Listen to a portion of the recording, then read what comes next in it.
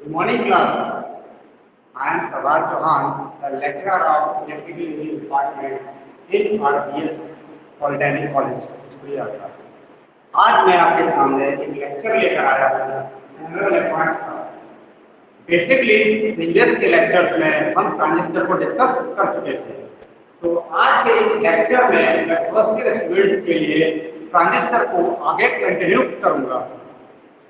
Basically हम transistor के बारे में पहले से प्रीवियस लेक्चर में स्टडी कर चुके हैं कि ट्रांजिस्टर एक प्रकार का एक्टिव कंपोनेंट होता है जिसमें करंट को एक्टिव या एम्प्लीफाई करने की कैपेसिटी होती है।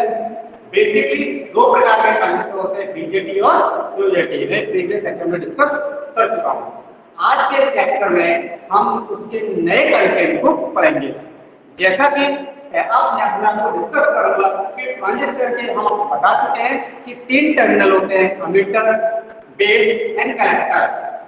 कलेक्टर टर्मिनल हमेशा हमारा आउटपुट टर्मिनल होता है और आपका जो कलेक्टर टर्मिनल आउटपुट टर्मिनल होता है, लेकिन अब इसके input configuration according to use, according to circuit change होते रहते हैं। तो बेसिकली आज यहाँ पर हम ये डिस्कस करेंगे कि ट्रांजिस्टर्स को कितने प्रकार के सर्किट्स में लगाकर उसके इनपुट और आउटपुट को चेंज किया जा सकता है, या बेसिकली एक और ट्रांजिस्टर कॉन्फ़िगरेशन कि किसी भी सर्किट में ट्रांजिस्टर को लगाया किस तरह से जाता है।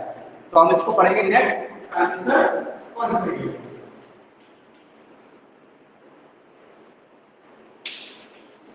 देखिए, हम जानते हैं कि तीन प्रकार के टर्मिनल होते हैं, अमीटर, बेस एंड कलेक्टर। तो आप क्या करेंगे, हम तीनों टर्मिनल में से वन बाय वन किसी एक टर्मिनल को कॉमन रखते चलेंगे। तो इस प्रकार से थ्री टाइप के कॉन्फ़िगरेशन आते हैं। थ्री टाइप कॉन्फ़िगरेशन, पहला है common base configuration.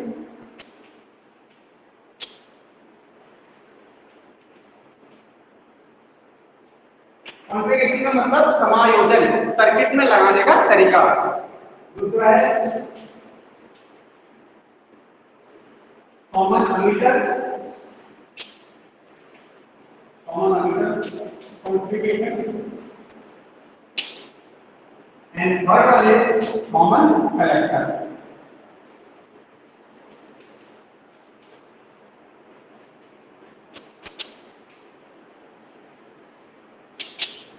One by one हम एक एक करके इन तीनों टर्मिनल को एक एक करके कॉमन करके हमको कॉन्फ़िगरेशन में यूज करेंगे।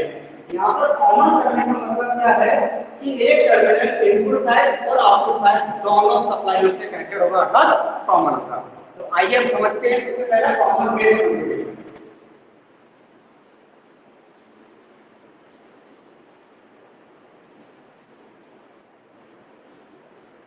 कॉमन बेस कॉन्फ़िगरेशन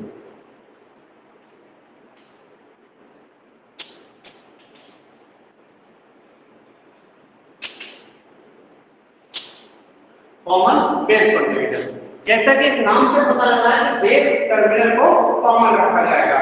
तो यहाँ पर मैं पीएनपी टाइप या एनपीएन टाइप दोनों में से किसी का भी यूज कर सकता हूँ। तो यहाँ पर मैं आपको समझाने के लिए एनपीएन ट्रांजिस्टर का यूज कर रहा हूँ।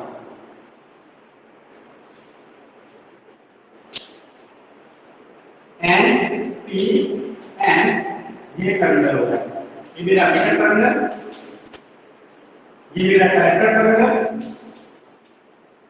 ये मेरा बेस टर्मिनल। इस बेस टर्मिनल को कलेक्टर और अमीटर दोनों में कॉमन रखना है। तो ये जो टर्मिनल होते हैं इनपुट साइड का, इनपुट साइड, और ये मेरा हो गया आउटपुट साइड। तो इस कॉन्फ़िगरेशन में हमारा बेस क्या आ गया, हमारा कॉमन आ गया। तो इसको ये कहते हैं कॉमन बेस कॉन्फ़िगरेशन में हमारा बेस कॉमन होता है। अगर मैं बैटरी की बात करूं, बैटरी किस तरह से लगाई जाएगी, बैटरी बेसिकली फॉरवर्ड का, ये प्लस ये माइनस, अगर एक्टिव रिजल्ट में कार्य करना है ये प्लस ये माइनस, ये बैटरी। अगर ये बैटरी लगाई इस प्रकार से तो मेरा ये ट्रांजिस्टर कौन से रीजन में बात करेगा, एक्टिव रीजन में कार्य करेगा। It is work in active region. अब देखिए यहां से जो अमीटर करंट होगी वो अमीटर करंट अंदर बाहर की ओर निकलेगी, base current and collector current. हमें ऑलरेडी बता चुका हूं कि emitter current is the sum of base current and collector current. It is clear. अब देखिए यहां पर इनपुट करंट क्या होगी हमारी, यहां से हमारे पास दो कैरेक्टरिस्टिक्स निकल कर आती हैं। जब हम कॉन्फ़िगरेशन को पढ़ते हैं तो फिर ये देखना पड़ता है कि इनपुट साइड से हमारा ट्रांजिस्टर कैसे वर्क कर रहा है और आउटपुट साइड से हमारा ट्रांजिस्टर कैसे वर्क कर रहा है। तो दो प्रकार की कैरेक्टरिस्टिक्स आती है, इनपुट कैरेक्टरिस्टिक्स।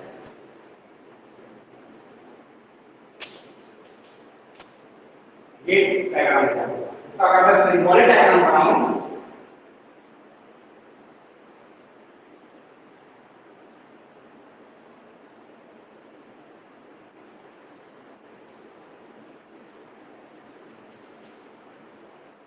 ये सिंबॉलिक डायग्राम है। इनपुट कैरेक्टरिस्टिक्स यानी इनपुट की वोल्टेज और इनपुट का करंट पता होना चाहिए। तो इनपुट कैरेक्टरिस्टिक्स कहां पे, तो इनपुट की करंट, इनपुट करंट हमारा कौन सा क्या आएगा, अमीटर। इनपुट करंट हमारी कौन सी होगी, अमीटर। अब इनपुट का वोल्टेज कौन सा होगा हमारा, वीबी की वोल्टेज।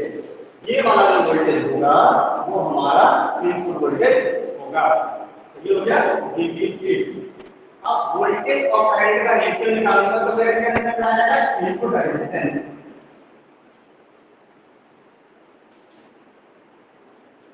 वोल्टेज और करंट का मैंने रेशियो निकाला तो मेरा क्या निकल कर आया था, इनपुट रेजिस्टेंस। आधा क्या होगा, C/I। Input voltage upon input current, that is called input resistance, इसको आप इनपुट से दिखा दिया जाता है। तो ये हमारा इनपुट कैरेक्टरिस्टिक्स निकल आई। ठीक है, अगर इसकी इनपुट कैरेक्टरिस्टिक्स का अगर ड्रॉ करूंगा तो किस तरह से ड्रॉ करूंगा, अगर मैं कोई ग्राफ ड्रॉ करूं तो उसकी ग्राफ कैसे ड्रॉ होगा।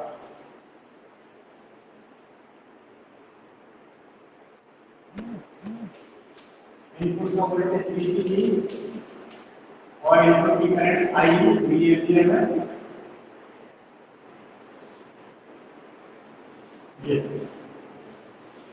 ये वैल्यू निकलेगी हमारी करंट, ये हमारी इनपुट कैरेक्टरिस्टिक्स हो गई इसकी कॉमन बेस कॉन्फ़िगरेशन। अब उसी प्रकार से हम क्या निकालेंगे, इसकी आउटपुट कैरेक्टरिस्टिक्स ड्रॉ। तो समझ लीजिए बेस कॉमन रखा, कलेक्टर आपका फिक्स है कि कलेक्टर आपका आउटपुट टर्मिनल होगा और इनपुट क्या हो गया आपका, अमीटर हो गया, बेस तो कॉमन हो गया। अब हम डिस्कस करते हैं आउटपुट कैरेक्टरिस्टिक्स।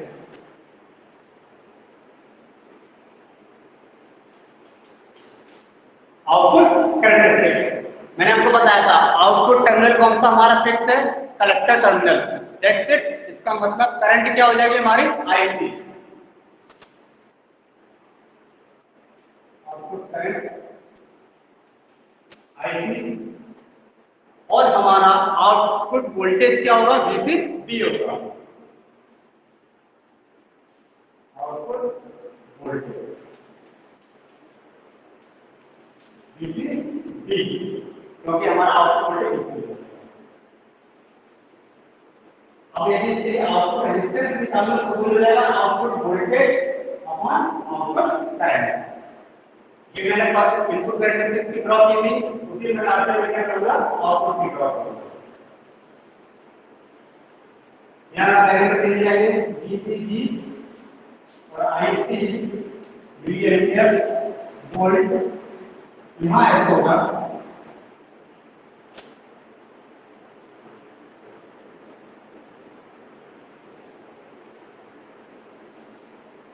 ये वाला जो रीजन होगा ये कट ऑफ रीजन होगा। क्या होगा आपका, कट ऑफ रीजन। ये वाला रीजन होगा इंक्रीज कर रहा है, ये बढ़ रहा है, ये रीजन होगा एक्टिव रीजन। और ये कांस्टेंट हो जाएगा, ये हो गया आपका सैचुरेटेड। यानी ये 3 प्रकार से आपका आउटपुट शो करेगा। तो ये हमारा हो गया आउटपुट करंट, ठीक है। अब नेक्स्ट कैरेक्टरिस्टिक को डिस्कस करते हैं। लास्ट कैरेक्टरिस्टिक है ट्रांसफर कैरेक्टरिस्टिक।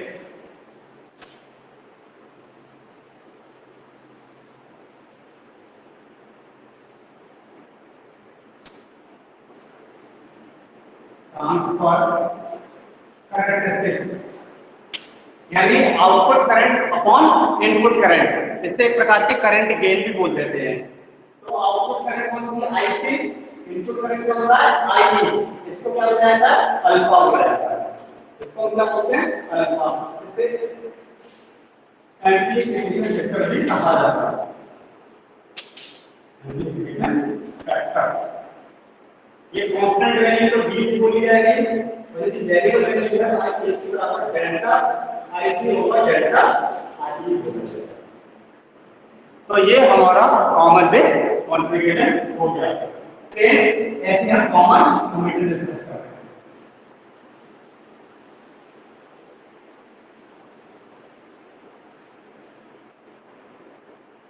कॉमन एमीटर, अब एमीटर का मतलब क्या हो गया कि एमीटर टर्मिनल को कॉमन किया जाएगा। किसको कॉमन किया जाएगा?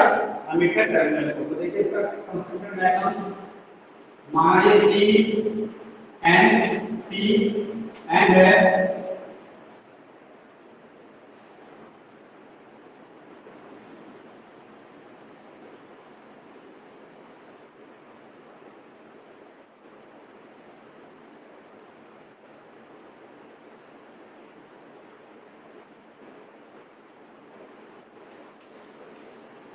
ये एमीटर, ये कनेक्टर, ये बेस।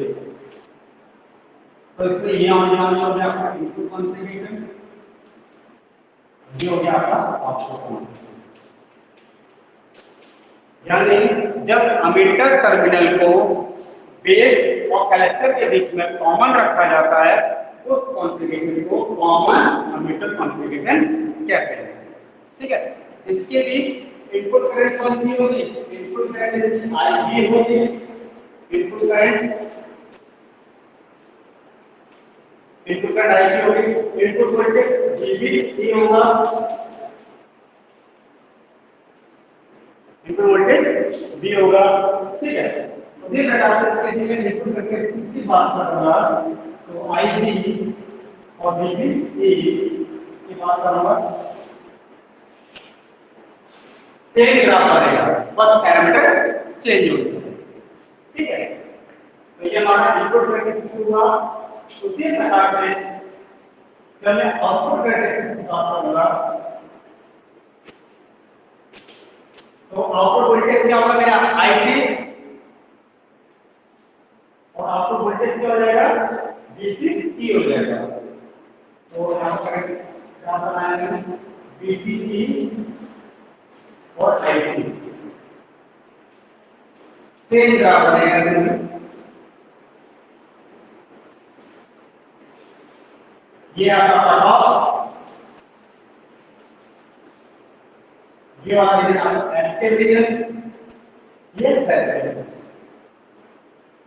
बस समझने वाली बात ये है कि टर्मिनल चेंज हो जाते हैं, कैरेक्टरिस्टिक्स सेम रहती है, ठीक है। अब इसके अगर मैं कैरेक्टरिस्टिक्स की बात करूं, करंट गेन की बात करूं तो output current IC, input current base, IC और IB को क्या कहा जाता है? बीटा कहा जाता है। IC अपॉन IB को बीटा कहते हैं। तो ये भी हमारा क्या है? एक प्रकार का करंट गेन है। तो सेम लिखा हुआ है कॉमन एमीटर कॉन्फ़िगरेशन हो गया। उसी प्रकार से कॉमन कलेक्टर टर्मिनल, उसी प्रकार से क्या होगा हमारा कॉमन कलेक्टर टर्मिनल।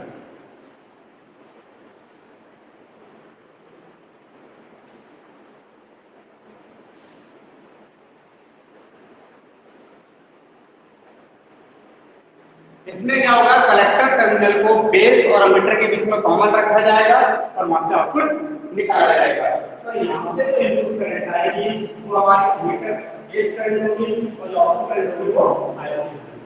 लेकिन आपको बता दूं कि कॉमन कलेक्टर कॉन्फ़िगरेशन हम अधिकतर यूज नहीं करते हैं। कॉमन कलेक्टर कॉन्फ़िगरेशन का इस्तेमाल ट्रांसमिशन डिस्ट्रीब्यूशन में, इंपेडेंस मैचिंग में या हायर पावर एप्लीकेशन में यूज किया जाता है। तो यहाँ पर हम दो कॉन्फ़िगरेशन का इस्तेमाल अधिकतर करते हैं। अब क्वेश्चन ये राइज होता है कि दोनों कॉमन बेस कॉन्फ़िगरेशन और कॉमन एमिटर कॉन्फ़िगरेशन, दोनों कॉन्फ़िगरेशन में सबसे अच्छा कॉन्फ़िगरेशन कौन सा है? तो देखिए मैं आपको बताता हूँ, सबसे अच्छा कॉन्फ़िगरेशन कॉमन एमिटर कॉन्फ़िगरेशन माना जाता है। क्यों माना जाता है? हम डिस्कस करते हैं कि कॉमन एमिटर जो कॉन्फ़िगरेशन होता है इसमें एमिटर टर्मिनल को कॉमन रखा जाता है और एमिटर टर्मिनल में सबसे ज्यादा डोपिंग होती है और इसे इसके अंदर चार्ज को इंजेक्ट करने की कैपेसिटी होती है, इंजेक्ट यानी अंदर लाने की कैपेसिटी होती है। तो जितने ज्यादा चार्ज अंदर के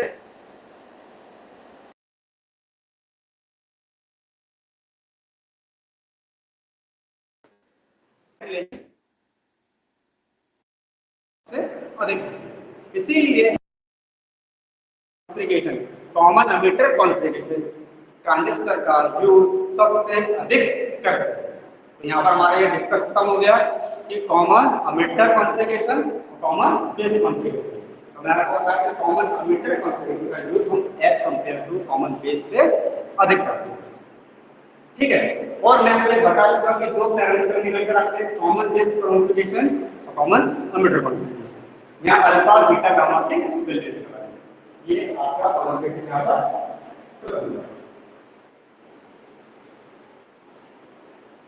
अब बात आती है कि हमने जो कॉन्फ़िगरेशन पढ़े सर्किट में काम करने के लिए, तब यहाँ पढ़ते हैं ऑपरेटिंग पॉइंट। नेक्स्ट टॉपिक है ऑपरेटिंग पॉइंट, जिसे क्यू पॉइंट भी कहा जाता है, जिसे क्यू पॉइंट भी कहा जाता है। क्यू पॉइंट क्या मतलब है? आपको पता है कि जब हम ट्रांजिस्टर में करंट फ्लो करा रहे हैं, चाहे वो इनपुट कॉन्फ़िगरेशन बेस कॉन्फ़िगरेशन हो चाहे एमिटर कॉन्फ़िगरेशन हो, जब हम करंट फ्लो कराते हैं तो करंट भी चेंज हो रही है, वोल्टेज भी चेंज हो रहा है, तो करंट भी चेंज हो रही है। और जब करंट चेंज हो रहा है तो उसकी वजह से हमारा ट्रांजिस्टर कभी कट ऑफ में आएगा, कभी सैचुरेशन में आएगा, एक्टिव से मूव करने लग जाएगा।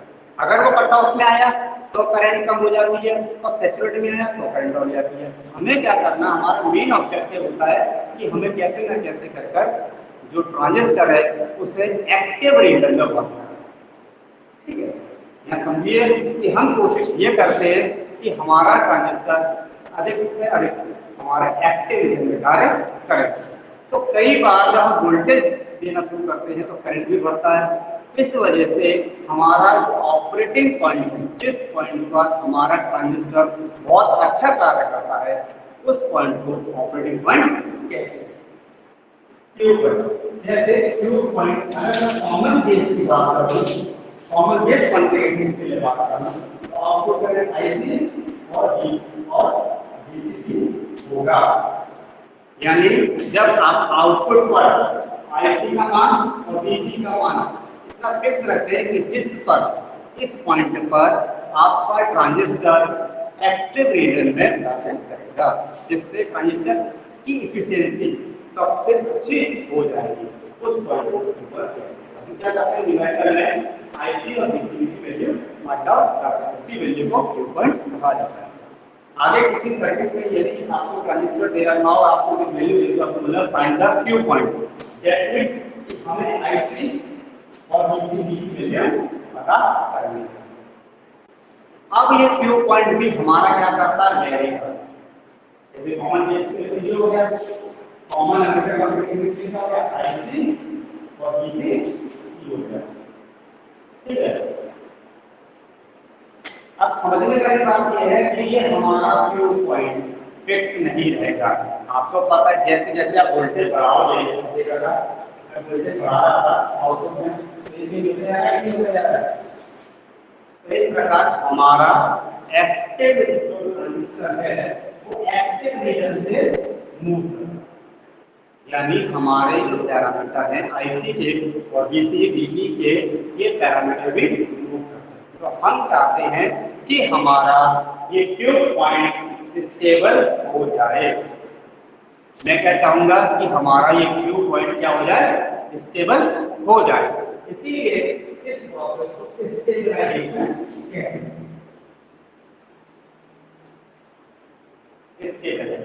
किसी भी Q पॉइंट को स्थिर करने के प्रोसेस को स्टेबलाइजेशन ऑफ ट्रांजिस्टर कहा जाता है।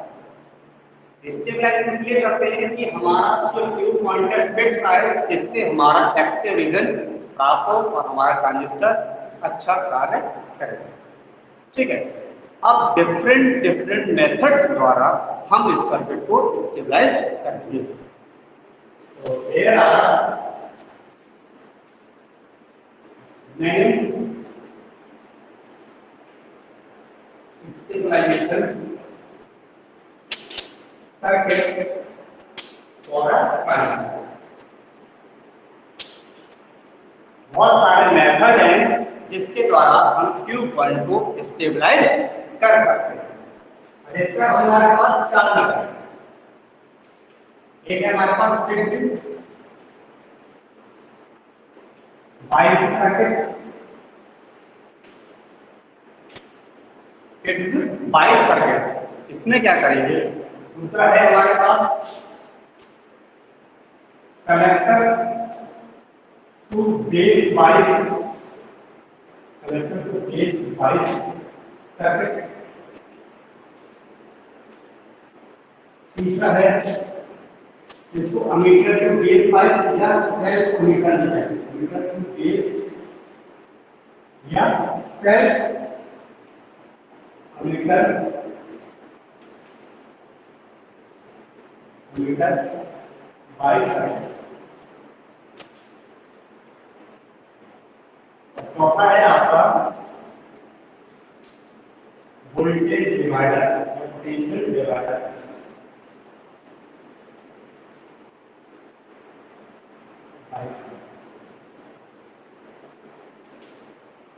ये 4 प्रकार के हमारे मेथड्स हैं जिनकी सहायता से हम Q पॉइंट को स्टेबल कर सकते हैं। और स्टेबल करने से हमारा क्या होगा, ट्रांजिस्टर की एफिशिएंसी और ट्रांजिस्टर की कैपेसिटी बढ़ जाती है, जिससे वो Q एक्टिव रीजन में कार्य कर पाए। देखिए पहला है फिक्स्ड बायस सर्किट। कुछ नहीं है, किसी भी ट्रांजिस्टर के कंपोनेंट को लगाने का तरीका होगा। आइए इसको डिस्कस करते हैं।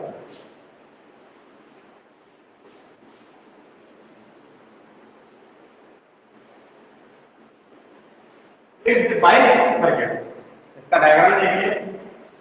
मैं यहाँ पर एनपीएन ट्रांजिस्टर लेकर कॉमन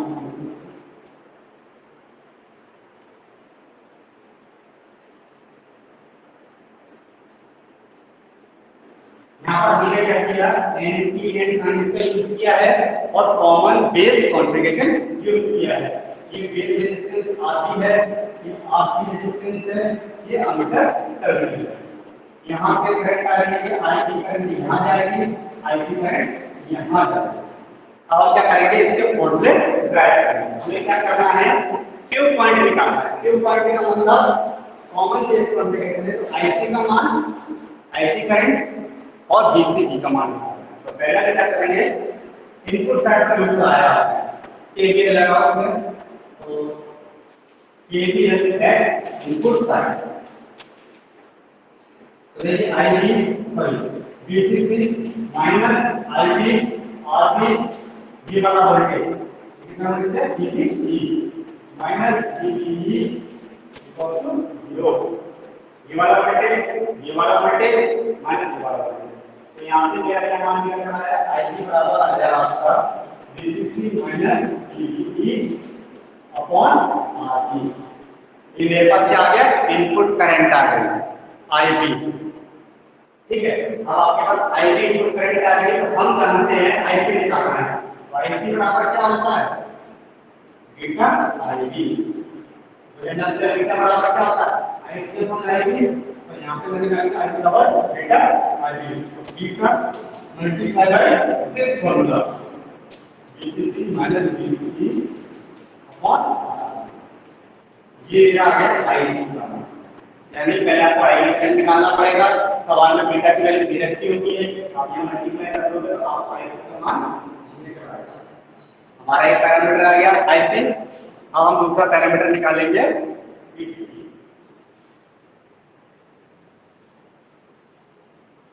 हमने क्या निकाला था बीसी। तो अब यहाँ का करंट निकालना यहाँ दूसरा। तो KVL at output side, KVL at output side, VCC minus IC RC minus VCE। हमें क्या फाइंड आउट करना है? VCE फाइंड आउट करना है। तो VCE बराबर क्या हो गया? VCC minus IC। ये मेरा फॉर्मूला VCE का आ गया। और ये दोनों जो मान है वो इसके मान है 2.3। ठीक है, IC यहाँ से फाइंड आउट करेंगे तो IC की वैल्यू यहाँ पर कर देंगे, हमारा ये 2 पॉइंट निकल आएगा। तो ये हमारे पास 2 पॉइंट आ जाएंगे। वही पॉइंट का पता लग जाएगा कि मिनिमम कितना वोल्टेज देना पड़ेगा, कितना आउटपुट मिलेगा, तो हमारा एक ट्रांजिस्टर एक्टिव पॉइंट पर कार्य करेगा। ये यहाँ पर आपका फिक्स्ड बायस सर्किट हो गया। ठीक है, अधिकतर फिक्स्ड बायस सर्किट यूज। अब इसको डिस्कस करते हैं ammeter, collector to base.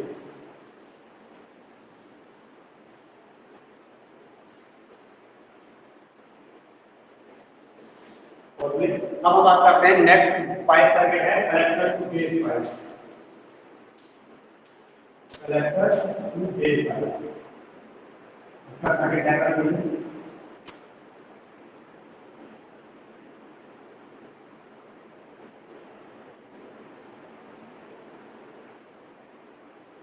VCC, RC, RD, यहाँ पर करंट आईवी है, यहाँ पर करंट, ठीक है, यहाँ पर करंट बढ़ जाएगा, यहाँ पर करंट सेम वही करेंगे, यहाँ पे करंट चलाएंगे, यहाँ पर करंट आईवी आएगी, इसलिए आपको डिवाइड कर दिया जाएगा, सेम करंट फिनोमेना यहाँ पे आएगा। ये कलेक्टर टू बेस पाइप है। उसी प्रकार से हम यहाँ पर क्या करेंगे, 2 फाइंड आउट करेंगे। ये कैसे करेंगे? VCC माइनस IC RC माइनस IB RD VCE equal to 0। अब हमें क्या निकालना था? IB का मान। IC को क्या करेंगे? Beta IB, VCC minus beta IB RC beta IB RD minus VCE। यहाँ से IB कॉमन निकाल लिया, रख दिया, तो ये आ जाएगा IB का मान आ जाएगा VCC minus VCE upon beta beta RD plus beta RC। ये हमारे लिए किसकी आ गई? IB की वैल्यू आ गई, यानी कि हमारा कितना मान आ गया? IB का मान आ गया। हम जानते हैं IC का मान कैसे निकालेंगे? तो IB में मल्टीप्लाई किसका कर देंगे? IC का, IB का मल्टीप्लाई कर देंगे।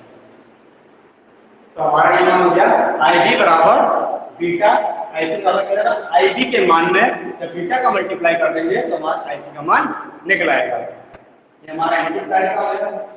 उसी अकॉर्डिंग हम आउटपुट साइड में डिस्कस करते हैं। आउटपुट साइड में सेम यहाँ लगाया जाएगा, VCC minus IC RC VCE equal to 0। हमें क्या निकालना है? VCE निकालना है।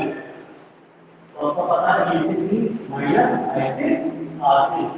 आपको पता है IC का मान पहले और हमने से निकाला, उसका मान यहाँ रखोगे, तो हमारे लिए 2 पॉइंट आ रहा है